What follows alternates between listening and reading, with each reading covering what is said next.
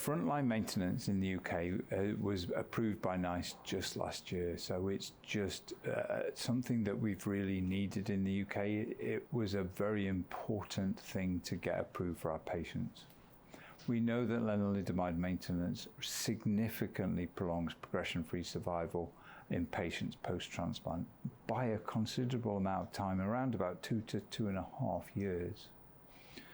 And from the Myeloma XI data, it seems to benefit all patients who are MRD negative post-transplant and patients who are MRD positive post-transplant. And we've got a paper coming out in the JCO this week about MRD negativity and lenalidomide maintenance.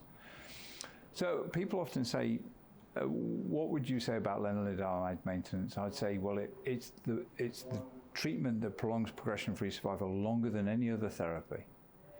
It is effective in people who are MRD negative as well as people who are MRD positive. It's effective in patients with high-risk cytogenetics as well as patients with standard-risk cytogenetics. It is effective for long periods of time.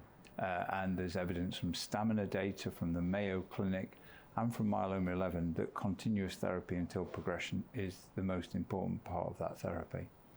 To date, there's not been a single maintenance strategy that has come close to the effectiveness of Revlimid maintenance.